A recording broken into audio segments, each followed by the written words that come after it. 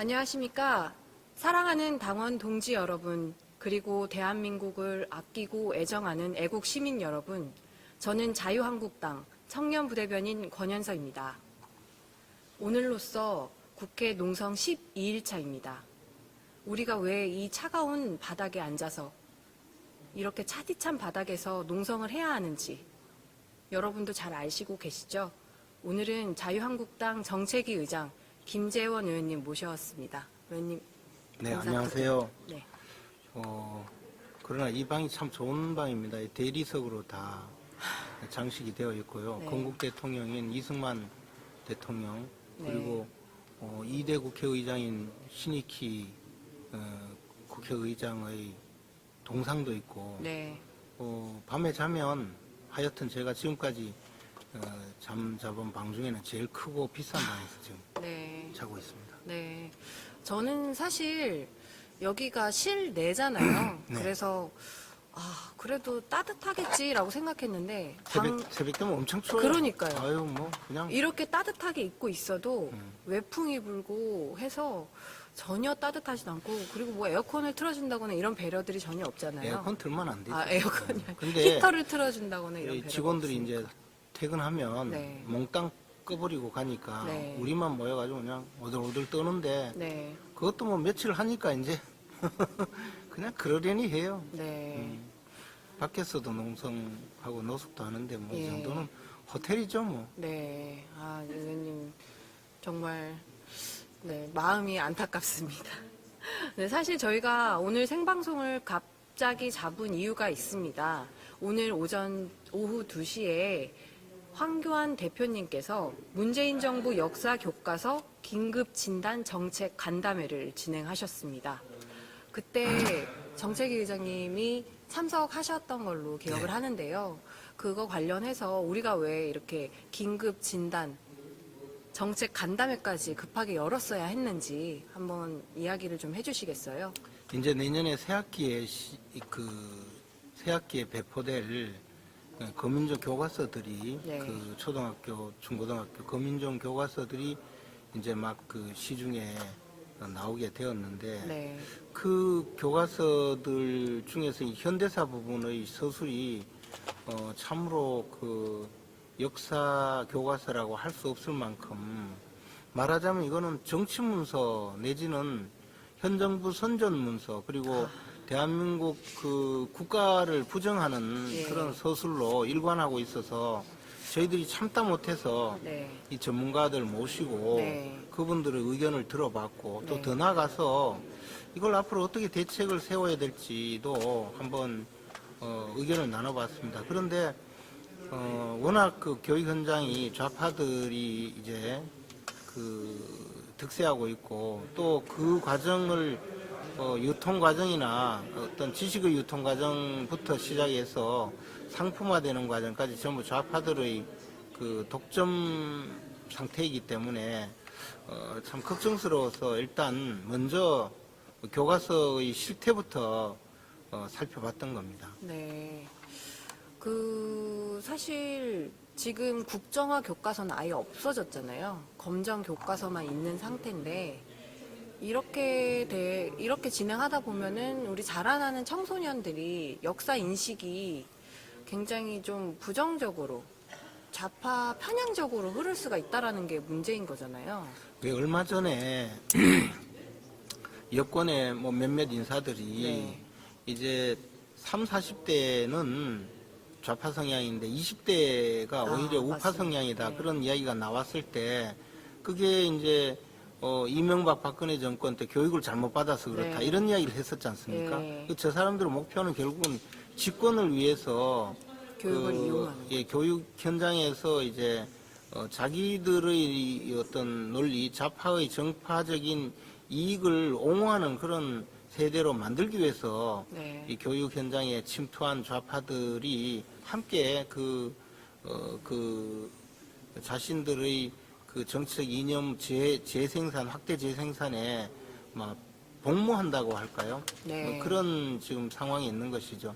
오늘도 이제 논란이 된 것 중에 가장 큰 것이 결국은 대한민국 국가가 탄생한 이 대한민국의 이 수립이 아니라 심지어는 그 한반도의 남쪽에서 그 휴전선 남쪽에서 38선 남쪽에서 이제 자유로운 선거가 있었고 그 자유로운 선거에 의해서 그 태동된 대한민국 정부가 한반도의 남쪽에서만 유일한 합법 정부일 뿐 한반도 전체의 합법 정부 더 나아가서 대한민국의 어떤 정통성을 전혀 인정하지 않는 그런 취지에서 역사 교과서를 서술하고 있는데 그 과정이 얼마나 잘못되었는지를 직접 논증하는 교수님들의 말씀이 있었고 강교현 교수님 같은 경우에는 특히 이제 그것이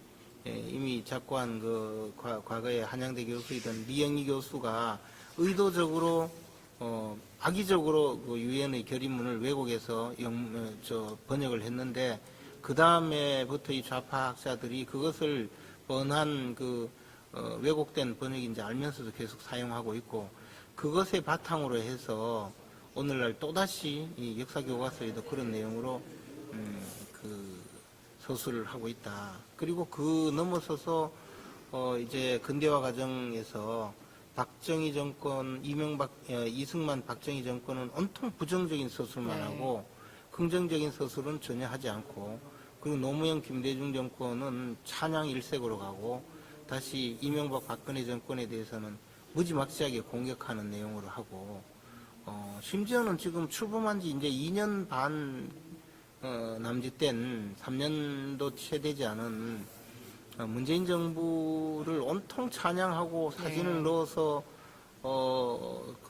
마치 어떤 정권의 홍보책자 홍보물처럼 역사 교과서를 만들어 놓은 그런 것을 직접 오늘 다루었는데요. 그것을 보면서 이것은 역사 교과서가 아니라 과연 전 세계에 이런 식의 역사 교과서가 있을까라는 생각을 할 정도로 저도 참 깜짝 놀랄 수밖에 없었습니다. 그런데 이제 그런 내용으로 어린 학생들에게 세뇌를 시키고 그 사람들이 나중에 이제 투표를 하게 되면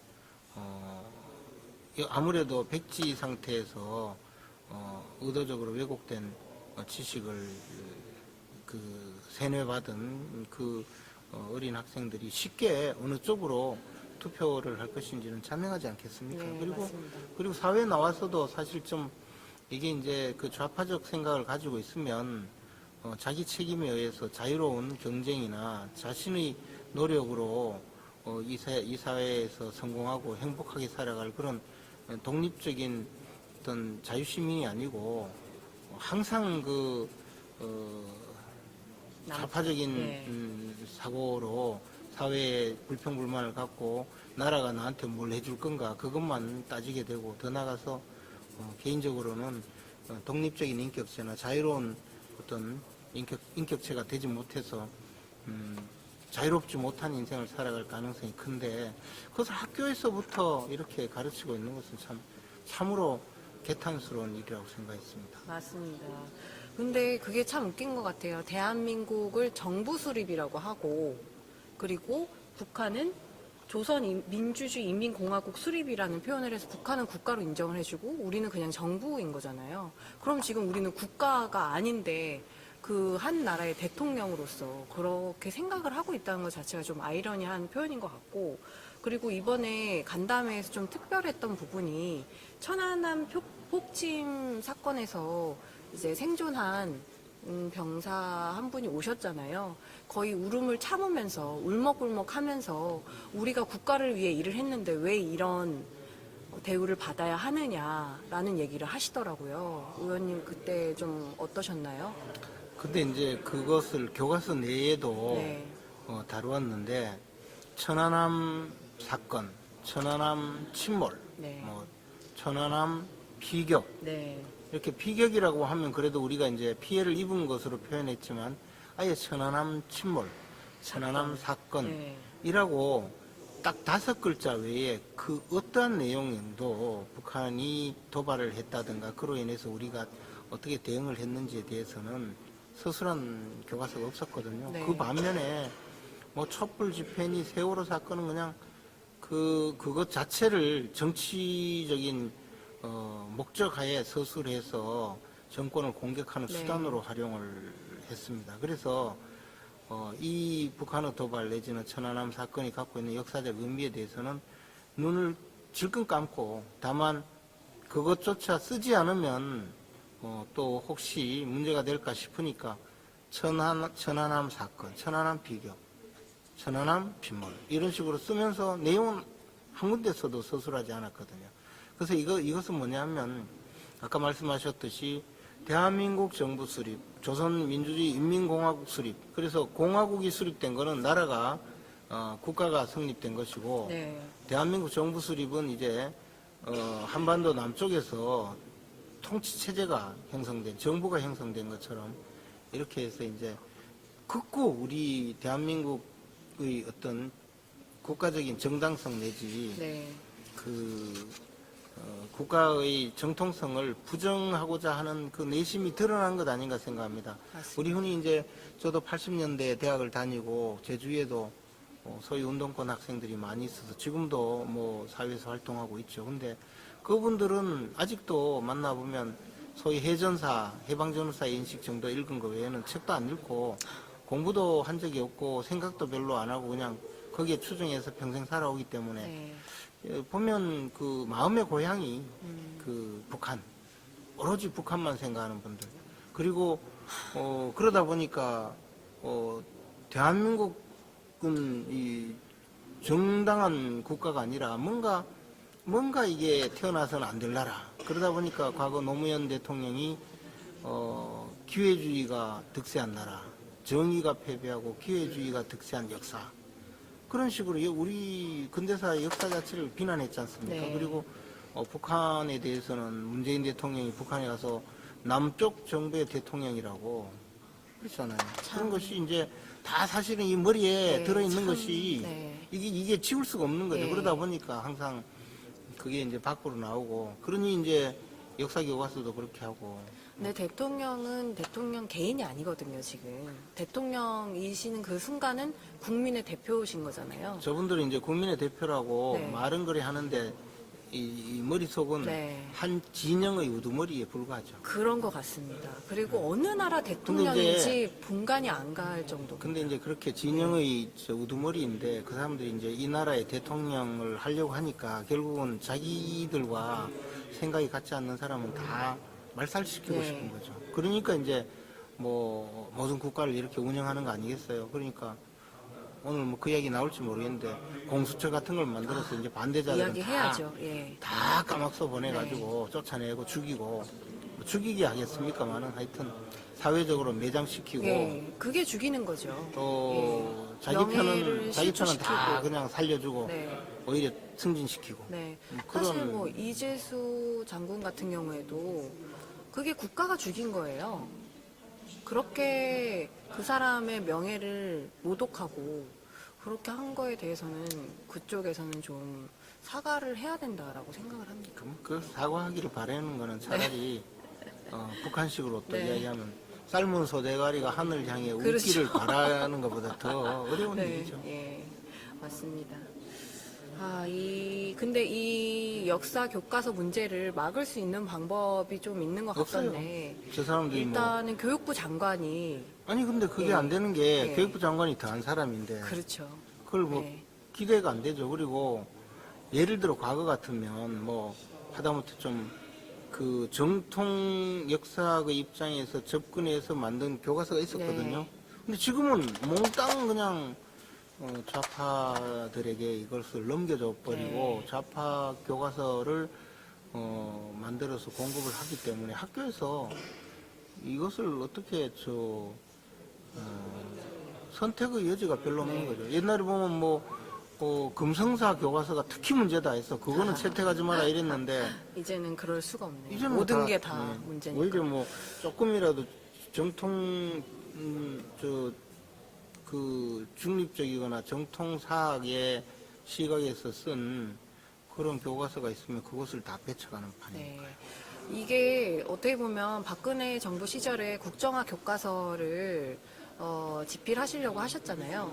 그거하고 좀 연결이 돼 있는 것 같아요. 그때 좌파들이 엄청 반대를 했었고 문재인 정부가 취임하자마자 5월 12일 날 바로 교육부 업무보고에서 이거부터 다 폐지해라 라고 해서 국정화 교과서 없어지고 검정 교과서만 생겼잖아요. 그렇게 되면서 이제 학교에서는 무조건 검정 교과서 중에 선택을 해야 하는데 그 선택을 하는 게 교장의 권한이고 그리고 학교 운영위원회에서 이걸 심의할 수 있다라고 아까 제가 들었었거든요.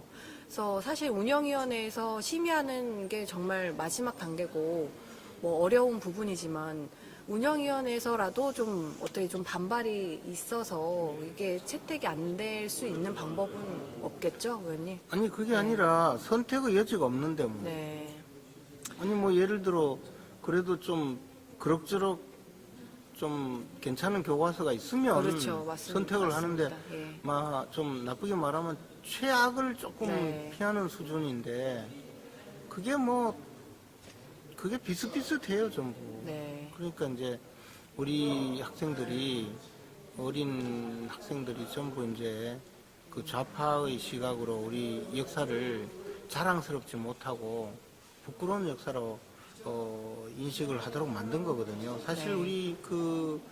우리나라가 1945년도에 2차 대전 후에 독립한 신생 독립국가들은 그 아시아, 아프리카, 유럽에 엄청 많아요. 수십 개의 네, 독립국가들이 생겼는데 그 중에서 민주화되고 선진화되어서 오늘날 그 세계 각국에서 세계 10위권 내의 무역대국으로 성장한 나라는 대한민국 하나밖에 없습니다. 그리고 우리가 1970년대 초반까지만 하더라도 제가 예결위원장이잖아요.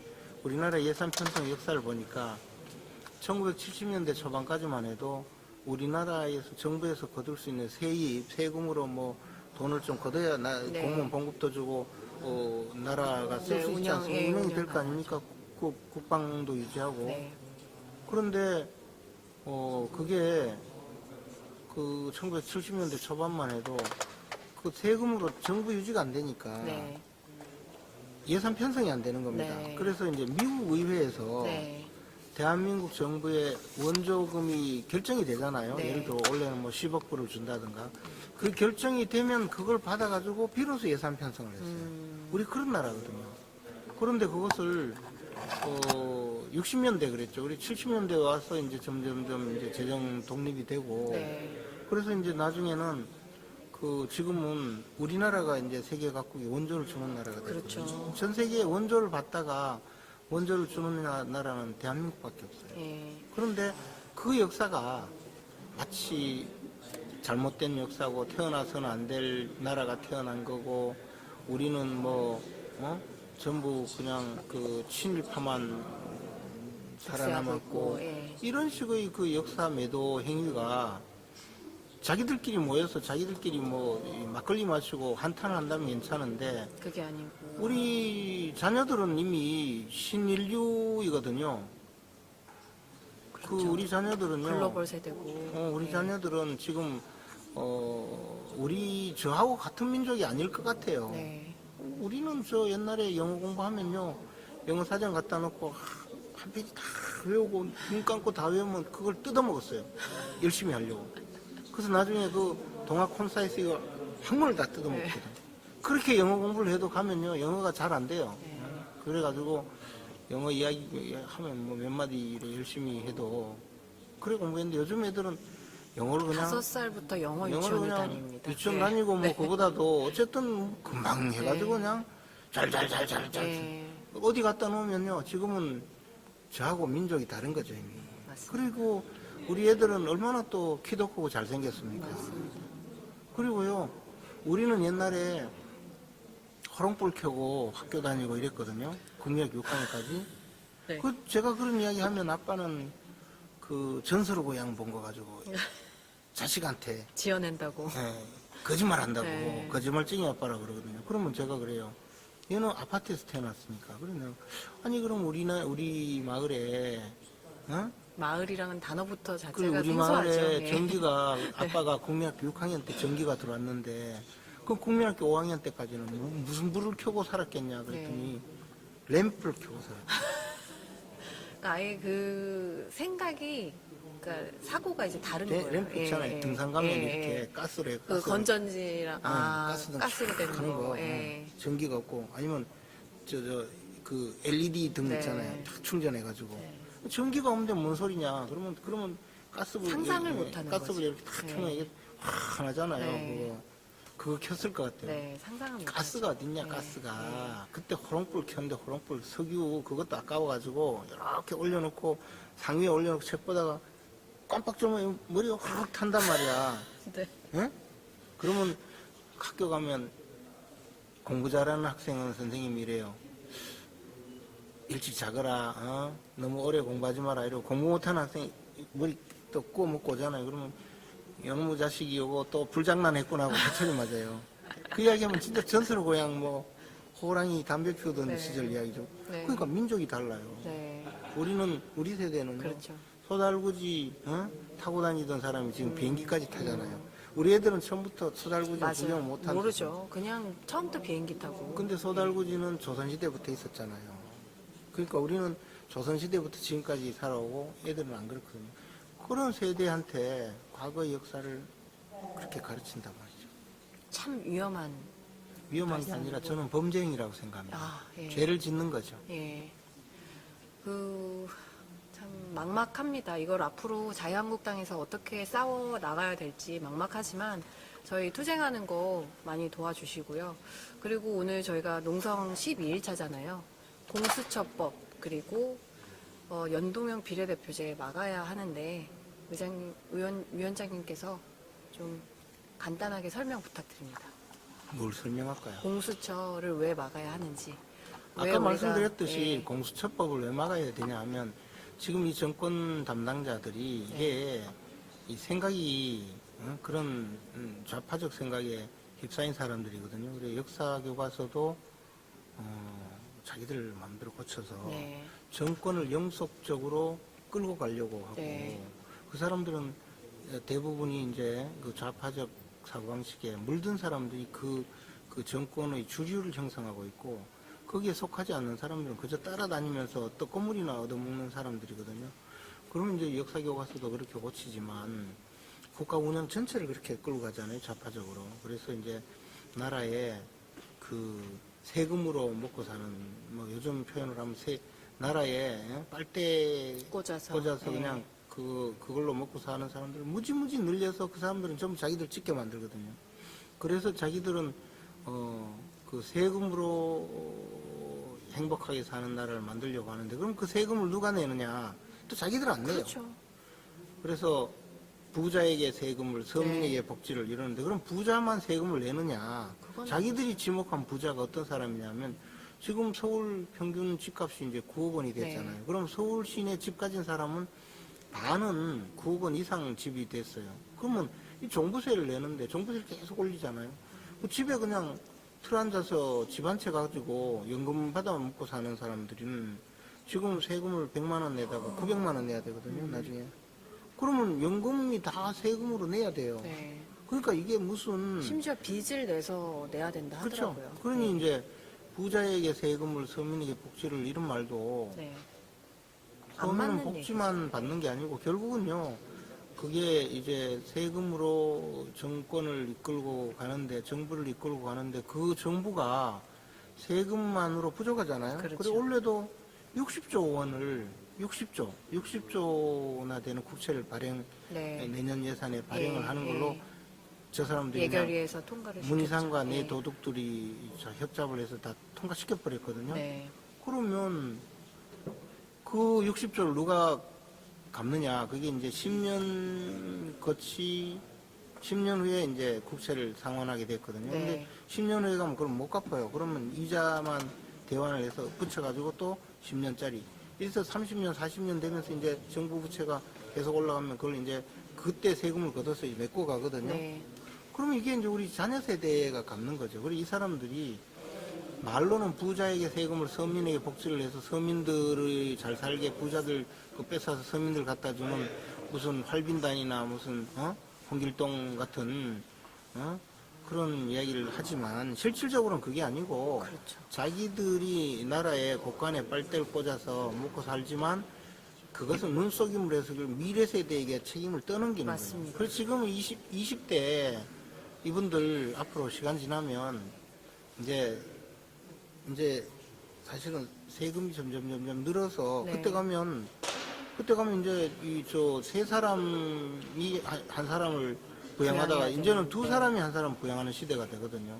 그러면 그게 이제 점점 그 사회 전체가 활력이 떨어지고 이제 이 가처분 소득이 점점 줄어드니까 네. 일본처럼 사회가 그 젊은 사람들은 가난하고 노인들은 덜 가난하고 그렇죠. 그런 사회로 가니까 이제 나빠지죠. 네. 근데 우리가 그걸 모르고 마치 정의로운 정부, 뭐 정의로운 정권 입에 온갖 정의를 다 달고 살지만 궁극적으로 사회 전체가 불행한 사회로 가는 네. 거죠. 저들은 근데 잘못 잘 살다가 또 자기들은 또 어떤 스펙까지 만들어가지고 조국이처럼 그래가지고 그렇죠. 갈 거예요. 네. 그러니까 아까 정책위 의장님 말씀하신 그 좌파적 사고가 나라를 썩게 하고 있는 것 같아요.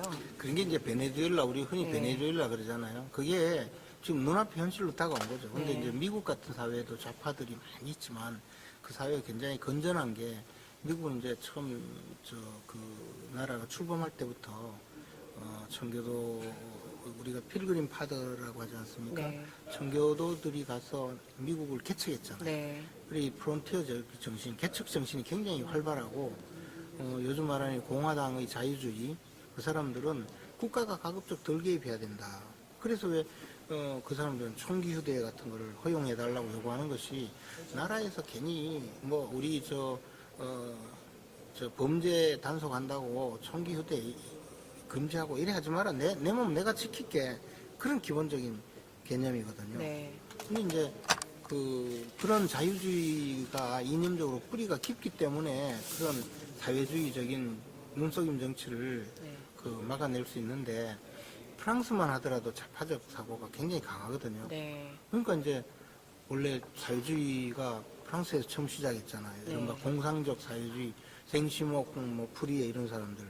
그 영국도 마르크스 갖고 영국에서 활동했잖아요. 네. 그러니까 영국, 프랑스는 또 좌파적인 당들이 노동당, 영국의 노동당에서 또 존재하거든요. 근데 우리는 이게 그런 이념적인 틀로 보면 일종의 북한의 잔재예요. 북한의 잔재이자 북한의 어떤 선전선동에 넘어간 얄팍한 지식인들이 그것을 이제 확대 재생산해서 오늘 왔는데 이 좌파적 사고방식에 아주 물들어 있는 사람들이 정권을 잡아가지고 자기들이 영속적으로 집권해서 자기들끼리 잘 먹고 잘 살려고 지금 국가체제를 다 그렇게 끌고 가고 있는 거죠. 네. 정책위 회장님 이제 오늘 좋은 말씀 감사한데 제가 한 가지만 마지막으로 좀 여쭤보겠습니다. 벌써 다 끝났습니까? 아니요, 아직 많은데 아까 약속이 있으시다 그러셔가지고 그야 뭐 또 괜찮으세요? 시청률이 안 나올까봐 걱정이지. 그건 걱정 안 하셔도 됩니다. 저희는 고정 시청자분들이 있으시고 또 돌려보게 하시는 분들이 많으셔가지고 네. 그러면은 계속 질문을 이어가겠습니다. 저희가 이제 3대 게이트 때문에도 농성을 하고 있지 않습니까? 첫 번째가 유재수 감찰농단이에요. 이거에 대해서 이 유재수라는 사람이 사실은 청와대 노무현 정권에 근무하면서 수행비서도 하고 그리고 문재인이 민정수석일 때 거기 밑에서 행정관도 하고 하면서 꽤 측근이고 실세라고 하더라고요. 근데 그 사람이 금융이 있을 때 있었던 뭐 비위에 대해서 조국이 감찰 중단을 했다. 이게 정책위 의장님이 보시기에 이게 정당한 겁니까? 아니 본인이 그 질문을 하면 화가 나죠. 뭐가 정당이고 정당하지 않은 거 알면서. 근데 청와대에서는 본인이 원치 않으니까 중단을 했다라는 해명을 한 적이 있었거든요. 그건 이제 이 이야기일 거예요. 네. 아니 감찰하는데 본인이 원하는 감찰이 세상에 어디 있습니까? 그러니까요. 그건 아니고 감찰을 하는데 네. 이제 예를 들어 휴대폰 내놔라. 그러니까 본인이 못 주겠다. 그러니까 우리가 어쩔 수 없이 못 받은 거 아닙니까? 네. 예를 들어 뭐 그런 투로 이야기한 거죠. 근데 청와대 감찰 받은 사람들이요 어디 그런 사람이 어디 있어요? 다 그냥 다 내놓고 여기 다 빨가벗고 나가 그러면 다 쫓겨났어요 그냥. 의원님도 청와대 계셨고 저도 청와대 있었는데 청와대 들어갈 때 저희는 다 그 서명을 하고 들어가잖아요. 어떤 문제가 생겼을 근데 시에 이제 뭐 유재수는 네. 유재수도 서명했겠지. 그렇죠. 근데 서명해도 뭐 혈서를 쓰고 가도 뭐 그런 사람은 봐주고. 그러게요. 우리 편 아닌 사람은 그냥 먼지만 하나 묻어 있어도 그냥 네. 골로 보내고 그런 정권이 그렇고. 근데 이제 이거죠. 뭐 안 봐도 왜 옛날에 한때 그런 말 했잖아. 안 봐도 비디오. 네. 안 봐도 비디오다. 요즘 뭐 안 봐도 유튜브다. 이런 거는 안 나오는 것 같은데. 근데 아니 이게 이제 이거죠. 저 문재인 대통령은 네. 노무현 대통령의 비서였잖아요. 네. 친구이자 비서. 그러니까 이 민주당하고 이렇게 이야기를 하다가 보면 청와대나 민주당하고 이야기하다가 보면 하여튼 노무현 대통령이 그 정권 중에 잘못된 거에 대해서 또 반복되면 엄청 놀라요. 그러니까 노무현 대통령의 그 집권 기간 동안에 예를 들어 부동산 네, 값이 예, 올라서 많이 욕먹었잖아요. 예. 그러니까 지금 부동산 값이 오르면 그냥 자다가도 뻘떡 일어나는 거야. 네. 큰일 났다 그래서 그렇게 이래가지고. 부정하는군요. 그래서 네. 부동산 하면 막 하다못해 무슨 거의 뭡니까 경제 전쟁 선포하듯이 네. 응? 경제 쿠데타를 일으키듯이 대출 금지 아예 이건 자유시장 경제에서는 있을 수 없는 거잖아요. 맞지 않죠. 또 몇 가지인데 그 중에 뭐 보면 주로 이제 펄쩍 뛰는 게 부동산 문제로 제일 실패했다. 그 다음에 뭐냐면 이게 이제 정권 내부에서 그때는 왜 국회에서 열린 우리당 의원들이 초선이 108명이었는데 108명이 전부 자유롭게 이제 노무현 대통령 좀 토론을 즐겼잖아요. 네. 그래서 막 떠드니까 108번 내라 그랬잖아. 108명의 초선 의원 때문에 못 살겠다고. 그러니까 지금은 민주당 의원들요 끽 소리 못하게 그냥 다 잡아가지고 아무도 반대 못해요. 전부 저기 완전히 집권당이 청와대의 그 하명을 받는 비서들만 다 모였어요. 그와 마찬가지로 유재수는 그러니까 이제 그런 정권 내부가 문재인 정권은 노무현의 이기가 되어 있거든요. 그러니까 그렇죠. 노무현 대통령 수행했고 그 사람들하고 문재인 대통령이 거기서 가까이 있고 이런 사람들은 핵심 중에 핵심, 성골 중에 성골 더 나가서 그 사람들은 노무현 대통령의 뭐 관을 들었던 사람들처럼 그렇게 된 거죠. 그러니까 거기가 문재인 대통령 시절에 와가지고 좀 잘못했다고 감찰을 한다는 거는 이 무엄한 일이 된 거예요. 응? 그러니까 이제 조국은 그 사람 잘 모르니까 감찰하다가 네. 조국이 자기 모른다 그랬잖아요. 네. 하다가 나중에 이제 딴 데서 연락을 받았겠지. 받으니까 조국 그 민정수석 시절에 조국이 그랬다는 거 아닙니까? 청탁 전화가 많이 와서 이거 그만둬라 했다는 거 아닙니까? 그 누가 청탁 전화했겠어요? 조국이한테 청탁이 통하려면 수석 비서관한테 청탁이 통하려면 말이 청탁이지 그 위에. 명령이지. 예. 저희는 그걸 이제 핵심으로 보고 있는 거잖아요. 조국과 유재수는 아는 관계가 아니었는데 그러니까 그래서 이제 뭐 본인이 누가 이제 지시했느냐. 본인이 그 동의하지 않아서 감찰을 못했다라는 거는 뭐 네. 그냥 하는 소리고 사실은 이제 하여튼 네. 몸통 깨서 네. 허락하지 않으시니까 하지 네. 마라 하시니까 네. 안 한 거지 뭐. 그리고 그분은 결국은 나중에 재판을 받겠죠. 뭐. 네. 그래 될 겁니다. 역사에 오랜 시간 지나면 다 또 밝혀지잖아요. 그래서 저희가 더 공수처 막아내야 되는 것 같습니다. 네. 뭐 공수처가 있어도 뭐 또 그때 가면 또 어떻게 될지 몰라요. 네.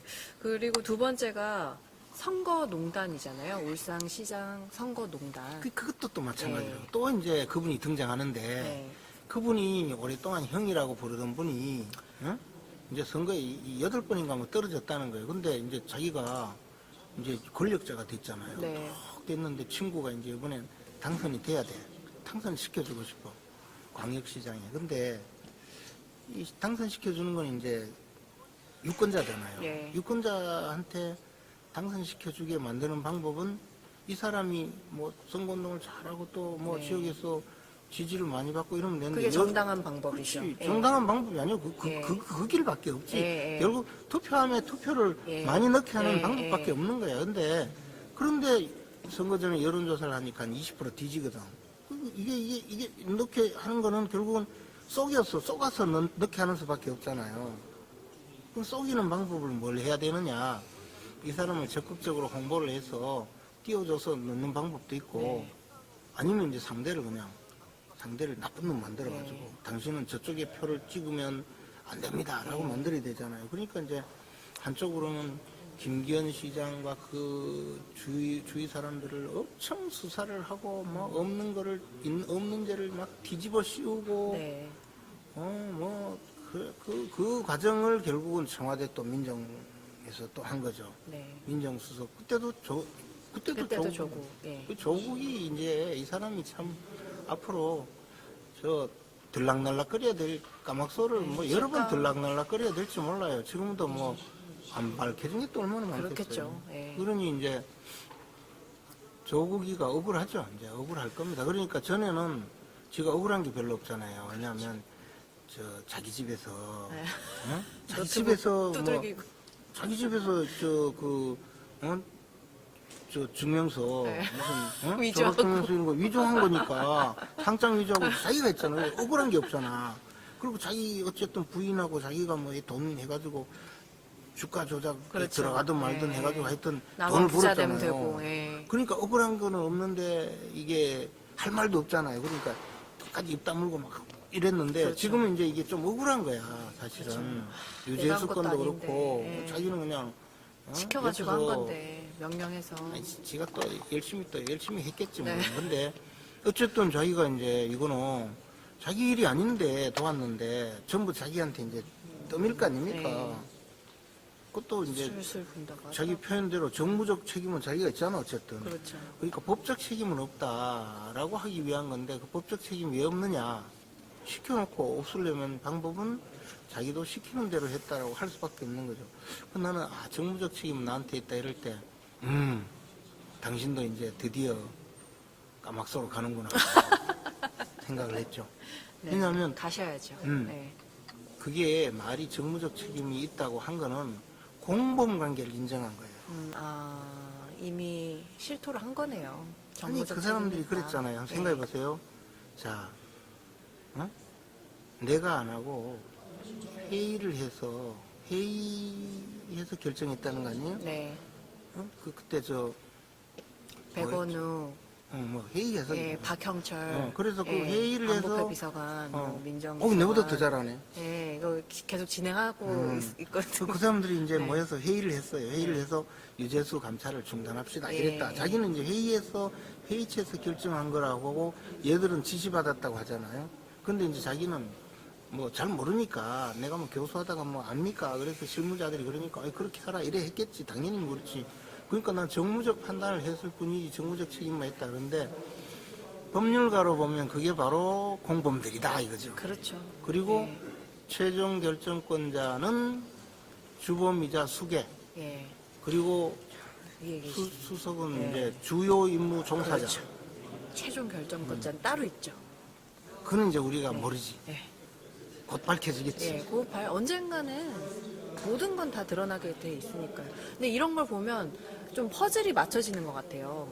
왜 그렇게 조국을 법무부 장관에 무리해서 임명을 하려고 했는지, 어떻게든 검찰 개혁을 하려는 이유가 뭔지에 대해서 좀 퍼즐이 좀 맞춰지는 것 같습니다. 그러니까 검찰 개혁이라는 것도 이 사람들이 보니까 그냥 내 말 잘 듣는 사람은 예. 출세시켜가지고 예. 사건 수사도 내 마음대로 하고 예. 내 말 안 듣는 사람들은 골탕 미기 가지고 예, 쫓아내고 내보내고. 그걸 하려고 했는데 이게 좀 잘 안 된 거죠. 그래서 뭐 시중에는 전에 그랬잖아요. 문재인 대통령이 두 가지 잘한 것밖에 없다고. 두 조국을 가지인가요? 임명하고 윤석열을 임명하고. 예. 그거 정말 잘하신 것 같아요. 근데 이제 윤석열이 어떤 사람인지 잘 모르는 거지 뭐. 네. 시키면 시킨 대로 다 하는 줄 알았는데. 네. 근데 윤석열은 또 어떤 사람이냐면 내가 보기에는 자기가 주인공 되고 싶은 사람이에요. 그렇죠. 뭐 문재인이 주인공이 아니고 네, 내가 네. 주인공이야. 누구 편에 쓰고 싶다 이런 게 아니고 맞는 말씀입니다. 이제 그 떠드니까 목이 제가 이 방송이 처음 나와가지고 이렇게 이야기해도 되는 건가요? 아니 다 되게 지금 제일 좋은 말씀 해주고 계십니다. 아, 괜찮구나. 네네네. 방송 또 경고받고 뭐 이럴까 봐. 옳은 소리에서 경고받고 뭐 출연 정지되고 뭐 그러면 또 아 그런 건 없습니다. 그래요? 네.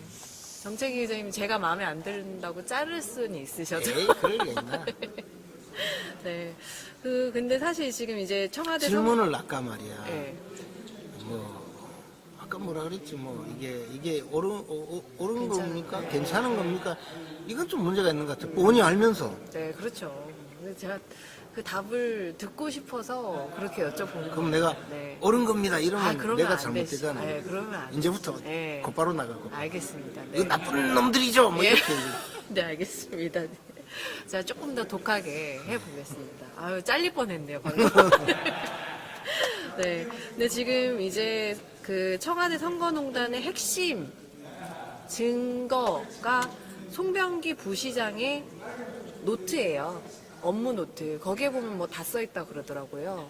뭐 BH 지시, 누구 뭐 B를 제거하고 그 B가 경쟁자 임동우 뭐 어떻게 제거하는지 방법에 대해 써 있고 이러면 뭐 거의 선거 개입이 뭐 입증된 거 아닌가요? 근데 이제 그거를 네. 이제 이런 이야기 다 하면 안 되는데. 아 그러면 하지 마세요. 아니, 그래도 그 그래도 작전상 재밌으니까. 하면 안 되는 거가. 재밌으니까. 네. 이 써놓고 네. 이제 진짜 나쁜 사람 같으면 네. 여기 나올라 했어. 죄송합니다. 이 써놓고 네. 내가 이거 왜 썼는지 모르겠는데 내가 안 쓴 것 같은데 이거 기억이 안 난다고 이러면 이게 뭐냐면 이게 참 그건 양아치네요.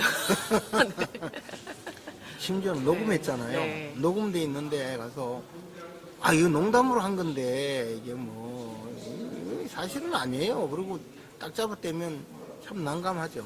그렇기 때문에 이게 단순히 요것만 가지고 당신 요게 맞잖아요. 이렇게 아니고 저는 사실관계를 다 퍼즐 맞추듯이 맞추죠. 그리고 마지막으로 요 적은 내용이 객관적 사실과 일치한다. 그러니까 네가 사실대로 적은 거 맞잖냐. 그러면 누구한테 이야기 들었느냐.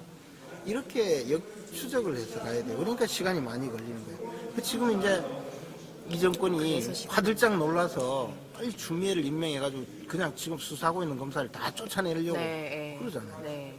그러니까 이제 이게 지금 증거가 있어도 이 증거를 그것을 실제 확실한 입증을 그걸 이제 법적인 네. 용어로 증명력을 갖춘 증거라고 하는데요. 네. 증거 능력이 있고 증명력을 갖춘 증거로 만드는 거는 검사의 노력이 필요하거든요. 그래서 흐리멍텅한 검사가 가면 그거 백날 갖다 놔도 네. 안 되고 네. 그것만 가지고 안 되고 정의감에 확실한, 불타는 네. 검사가 가면 이제 그걸 할 수 있죠. 그래서 네. 지금 이제 아마 지금 이 정권에서는 누구를 갖다 놔야 저 증거를 무력화시키고 그 고민이 가장 그것만 하고 깊겠죠. 있을 거예요. 네. 그것만? 네. 그래서 어쨌든 증명력을 갖춘 증거가 되기 위해서는 우리 그 조사하고 계시는 검사님께 좀 힘을 좀 실어 드려야겠네요. 네. 검사들은 자기 직업적 양심과 소신과 네, 그렇죠. 어떤 분들이십니까? 정의감으로 네. 수사를 하고 있겠죠. 그래 네. 믿어야죠. 네. 근데 나쁜 검사들도 많아요. 네. 내가 뭐 조사를 어느- 많이 받았거든. 내가 조사를 많이 받아가지고. 네, 또 그 얘기하면 너무 또 우울해지니까요. 네. 분명히 죄가 안 되는데. 네. 아니, 이게 도저히 이게 말도 안 되는데 왜 이러나 싶어도 불려가 조사받고, 또 조사받고, 또 조사받고. 이게 이래서 죄가 안 되는 거 아닙니까? 쭉 정리해서 나중에 써가지고 제출해도. 뭐, 듣지도 않고 계속 해가지고 기소를 하는데, 판결문이 처음에 검찰에서 조사받을 때 내용을 그대로 이래서 죄가 안 됩니다. 라고 판결해요. 그럼 검사는 뭐야 도대체? 그죠? 안타깝습니다. 안타깝습니다. 네. 목적이 있어서 그래. 그렇죠. 뭐 지시 받은 게 있겠죠, 그들도. 네. 아니 또 이제 출세하기 위해 가지고 알아서 자발적으로, 기는 경우도 있고. 자발적으로 네. 또 네. 하는 검사도 있고. 네. 자, 3대 게이트 세 번째입니다. 우리들 병원 금융농단이 있어요. 그 우리들 병원이라는 병원이 노무현 대통령이 당선자 시절에 척추 수술인가요? 허리 수술을 받으면서 이제 유명해져서 그때 이제 회사가 좀 병원이 커졌다고 하더라고요. 그러면서 이제 뭐 이것저것 좀 대출을 받았는데 거기서 좀 불법이 일어났는데 그거를 경찰에서 수사 중인 내용을 여권 인사가 이거를 무마시켰다라는 의혹이 있더라고요. 이 내용에 대해서 좀 아시나요? 의원님? 그것도 네. 마찬가지 지금 이야기하듯이 또 노무현으로 들어가는 거예요. 네, 그러게요. 이게 이제 뿌리야 거기가. 네. 거기가 모든 사건의 뿌리인데 왜 그러냐면 그게 이제 현 정권이 결국 노무현 2기로 예. 지금 와 있으니까 지금 이제 노무현 때부터 문재인으로 넘어온 사람은 이 선골 중에 선골인 거예요. 이 네. 사람들 뭘 해도 돼. 자기들끼리 물론 생각해. 근데 이제 들통이 나기 시작하지. 이 네. 세상에 그게 들통이 안 나겠습니까? 그리고 또 하나는 뭘 해도 되는 일이 어딨어. 다 잘못되면 다 까먹고 가야지. 그렇죠. 그런데 이제 이 사람도 법대로 노무현 해야죠. 예. 수술을 한 사람인데 이거는 지금 경찰 검찰이 수사를 제대로 못 하고 있어요. 이게 이제 그러니까 이건 우리가 계속 이제 예. 파헤쳐가지고 이슈화 시켜야 돼요. 예, 그렇게 예. 해야 되는 건데 이게 지난번에도 문제가 되고 1,500억을 대출 받으면서 네. 문서까지 위조해서 보증해서 빼주고 뭐 그런 사건이거든요. 예. 이거 우리 같으면 1,500만 원 대출 받으려 해도 일반인은 됩니까? 그렇게 절대 못하죠. 그러니까 그럼 이게 벌써 이미 깜빵 갔습니다. 갔단 말이죠. 예. 그 1,500만 원 대출 받아가 잘못되면요 갚으면 돼요. 아, 1,500억은 대출 받아가 못 갚은 게 문제지. 예. 1,500만 원은 그 사기 대출 받았다가 또 이리저리 딴 데서 돈 빌려가지고 갚으면 그나마 좀 용서가 되는데 1,500억은 그 빌려준 데가 산업은행이에요. 예. 산업은행은 보통 우리나라에 과거에 박정희 대통령 때 이게 이제 우리나라 공업을 일으키려고 하니까 네. 기업이 돈이 없잖아요. 그래서 나라에서 외국의 차관을 가져와가지고 돈을 만들어서 큰 기업에 국가 기관 산업에 돈을 빌려주기 위해서 만든 은행이에요. 네. 지금도 그렇게 운영을 하고 있어요, 산업은행. 근데 그 산업은행이 개인 병원에 돈 빌려준 것 자체가 이상한 거예요. 네. 예. 그리고 빌려주는데 거기에 또 보증이 딴 데 있으니까 이 보증 서류를 또 이렇게 조작하고, 빼주고 뭐 하여튼 예. 이야기하면 뭐 거창한데 결론은 복잡합니다. 예. 결론은 하여튼 노무현 대통령의 허리 수술을 해준 의사가 산업은행에 돈을 1,500억을 빌리는데 서류 조작 위조를 하고 보증에서 빠지고 그 과정에 경찰이 수사를 했는데 검찰이 수사를 이때는 이제 다른 검사가 나타난 거죠. 아까 말씀드렸잖아요. 또 다른 검사가 나타나가지고 또 이제 그 경찰에서는 죄가 있습니다 했는데 검찰이 가서 죄가 없는 걸로 만들어가지고 또 잔뜩 불기소장을 썼다가 이게 다시 문제가 되니까 또 그걸 또 바꿔요 또 내용. 그렇게 해서 참. 문제가 되어 있는 사건인데 지금 우리가 이제 계속 네. 저거는 파면 또 별 사람이 다 나올 거야. 또 뭐 계속 이름 나왔던 사람들이 나올 수도 있고요. 예. 요거 조금 달라요? 다른 또 등장인물이 조금 네. 다르긴 다르죠. 그리고 네. 뭐 결국은 또 그분한테로 네. 마지막은 또 예. 비슷하겠죠. 예, 그렇게 맞습니다. 우리들 병원 금융논단은 저희가 계속 이슈화를 시켜서 다시 수사를 재개할 수 있도록 해야겠습니다. 우리들 병원 그러니까 우리 심재철 원내대표께서 그저께 네, 예. 저그들 병원이라고 했죠. 저그들 병원. 일단 저그들 병원이 뭐냐. 저그들 병원. 우리들 병원이 아니다. 이거. 네, 우리들 병원이 저그들 병원. 근데 네. 약간 호남 사투리를 쓰시니까 네. 지기들 병원이라고. 그 지기들 병원. 지기들 병원. 죽이들 병원 뭐 약간 그렇게 들리. 경상도 같으면 저그들 병원. 네, 그렇죠. 네, 맞습니다. 정말 이제 마지막 질문이에요. 이거를 제가 드려도 되는 질문인지 모르겠는데 사실 지금 예결위 위원장님이시잖아요. 근데 이제 예산이 날치기로 통과가 됐습니다. 그때 심정이 좀 어떠셨는지. 아니 이제 네. 이래요. 그는 조금 이 기회에 좀 설명을 드려야 돼요. 네, 좀 네. 아니 네. 이게 예산이 과거에는 이제 이게 다른 법안과 마찬가지로 예산이 이제 그 9월 1일 날 네. 정기국회가 소집이 되면 10월 1일까지 네. 정부 예산안이 국회로 넘어오거든요. 네. 그럼 국회에 넘어오면 이게 각 부처 예산이기 때문에 각 부처마다 있는 상임위원회에서 예산 심사를 1차로 해요.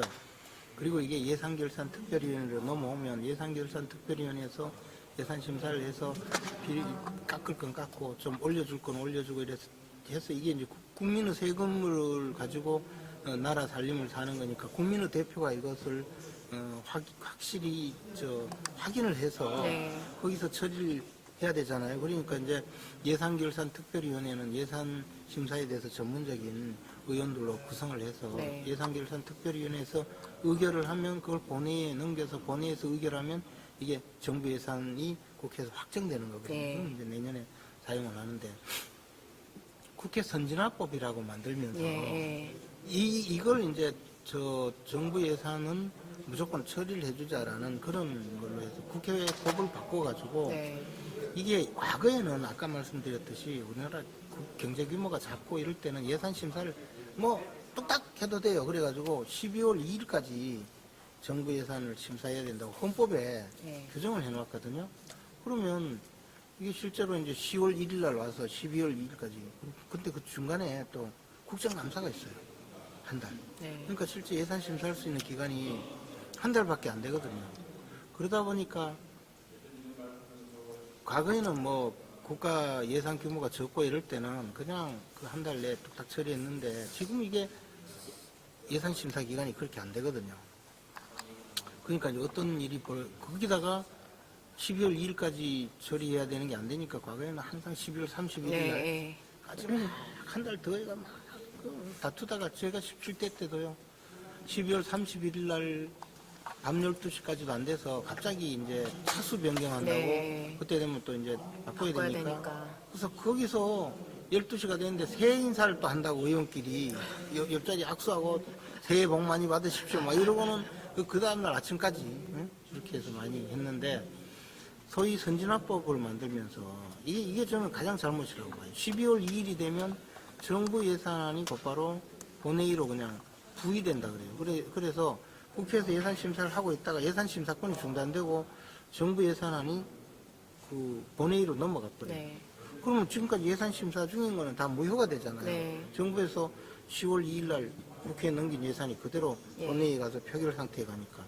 그러니까 이것이 여기에 정부 예산 중에 뭐 낭비성 예산이 많고 하니까 이걸 그래도 좀 깎자 하면 요 예산에 대해서 수정 동의안이라 해서 네. 요 예산과 좀 다른 예산을 올려가지고 그걸 표결을 먼저 처리하면 수정 동의안이 완성되거든요. 그리고 12월 2일부터는 수정 동의안을 만드는 과정이 필요해요. 네. 그럼 그 수정 동의안은 국회의원 50인 이상이 예산안 수정 동의안을 만들어서 본회의에 표결하면 되거든요.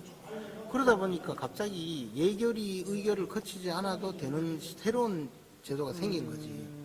그래서 그래도 지금까지 예결위에서 예산 심사를 해오던 그 절차가 그대로 있으니까 수정 동의안도 예결위에서 만들어서 그대로 올렸거든요. 네. 본회의에. 근데 이번에 그걸 더군다나 4+1이라 해가지고 민주당하고 그다음에 정의당, 그다음에 평화당, 바른미래당 이 네 당과 네. 그다음에 당이 아직 아닌 대한신당이라고 그래서 소위 4+1이라고 그런 걸 만들었잖아요. 그 사람들끼리 모여가지고 이제 뭐냐면 공수처법하고 선거법을 처리를 해야 되니까 이 사람들끼리 이제 갑자기 예산을 막 나눠 먹은 거야. 네. 근데 네 필요한 거 줄게 해가지고 다 끌어놓고 그 사람들끼리 모여서 그리고 우리는 증액심사는 해보지도 못하고 증액심사라는 게 예산을 감액심사라는 거 이게 정부 예산이 거품이 많고 이런 예산을 쓰면 안 되니까 좀 삭감합시다 이런 삭감을 하다가 끝나버린 겁니다. 그래서 이 예산 보따리를 들고 자기들끼리 가가지고 삭감도 이제 하지 말자 하고 증액 증액이라는 게 뭐냐면 이제 예산 올려주는 거지. 새로운 비목을 막 설치하고. 네. 그러니까 그 사람들끼리 모여가지고 이제 정부 예산에 없는 항목을 막 집어넣었어요. 그리고는 문희상과 내 도둑들이 같이 합세해가지고 알리바바와 40인의 도둑 있잖아요. 네. 그래서 문희상과 4인의 도둑이 같이 합세해가지고 본회의에서 날치기 처리해버린 거죠. 그러니까 우리는 사실 감액도 제대로 못한 상태에서 증액은 뭐가 됐는지 몰랐어요. 한 번도 보여주지 않았어요. 그리고 심지어는 우리가 표결할 때 그러면 이 예산을 읽어보고 이 잘잘못을 따지겠다 해서 그래서 이제 토론 신청을 했잖아요. 예. 토론 신청도 안 그것도 받아주고 안 받아줘. 안 받아주고 예. 응? 그냥 일방적으로. 예산은 단말기에 나와 있습니다 하는데 예. 단말기에도 안 떠 있었어요. 어, 그러니까 이거는 정말 문희상과 내 도둑들의 예산 절도 행위죠. 예, 예. 그러면서 이제 60조 빚을 청년들한테 떠넘기고, 그치. 예. 우리가 60조뿐만이 아니고 지금도 빚이 네. 국가 재정 추계로 해 GDP의 40% 이상 넘어가면 빚이 네. 예. 갚을 능력이 없어진다 네, 해가지고 네, 예. 재정 건전성 지수를 40%로 잡았는데 이 정권이 그걸 40% 넘겨라고 막 압박을 하니까 네. 완전히 정권의 충견인 홍남기 부총리조차도 그러면 안 된다고 버텼잖아요. 그러니까 어떻게 했는지 아세요? GDP를 늘리는 거예요, 이제. 응? GDP의 40%까지만 국가 부채를, 정부 부채를 관리를 해야 된다 해서 국채 발행 규모는 도저히 이 상태밖에 안 됩니다 했더니 네. 그 헛소리 하지 마라. GDP가 늘어난다. 내년에 IMF나 뭐 이런 데서는 우리나라 경제가 1.9% 뭐 성장, 2% 성장, 그리고 심지어 KDI도 2.3%. 네. 거기는 이제 정부 부속 기관이니까, 그렇죠. 네. 어? 정부 부속 기관이니까 그래도 뻥튀기 해가지고 2.3% 이랬는데 예산서에 내년은 GDP가 2.4% 성장합니다 해가지고 이제 그걸 만들어가 GDP를 네, 늘린 거예요. 이건 뻥튀기해서. 되지도 않은 걸. 그리고 거기에 40%를 맞췄어요. 그러면 이제 1.9% 성장했다면 이게 이제 그렇죠. 엄청. 빵구가 나는 예, 거지. 예. 그러면 저 사람들이 또 이제 통계 청장을 자기들도 그렇죠. 시켰잖아요. 예. 통계를 또 이제 조작을. 조작하시겠죠. 원래도 조작하셨는데. 예. 그러니까 이게 뭐 정말 국민을 정말 개돼지로 아는 사람들이지 네. 이게. 맞습니다. 의원님, 저희가 지금 이제 방송 제가 시작한 지. 예. 시작하다 보면 자꾸 격분하네. 네. 지금 제가 방송. 원래 이런 사람 아니에요. 격분하셔도 품격 있게 격분하셨으니까 괜찮으신 것 같습니다. 지금 방송 시작한 지 한 1시간 정도 지났는데 그래요? 저희 역대급으로 생중계 오래 한 그래요? 방송인 것 같습니다. 30분도 안 했는 것 같아요. 지금 시간. 지금 뒤에서 이제 식사 중이신 것 같은데 맛있는 냄새도 솔솔 나고요. 네. 큰일 났네. 네. 내가 아까 2부에 또- 5시 반에 끝난다고 보고 네. 6시 저녁 약속을 해놨는데 이제 빨리 6시 가셔야 될 것 18분이네. 같습니다. 네. 그래서 김재현 정책위 기자님 정말 좋은 말씀 감사하고 다음에 또 기회가 된다면 또 한 번 더 모시고 싶습니다. 아유. 그렇게 해주실 건가요? 할 말이 없어서. 네, 알겠습니다. 네, 의원님 고맙습니다. 정말 감사합니다. 예, 사랑하는 당원 동지 여러분, 오늘도 정말 수고하셨습니다. 내일 월요일입니다. 한 주 정말 시작 잘 하시고요. 자유한국당은 아직도 전쟁 중이니까 계속 지켜봐 주시고 뒤에서 늘 후원해 주시기 바랍니다. 저희는 이만 물러나겠습니다. 감사합니다. 고맙습니다.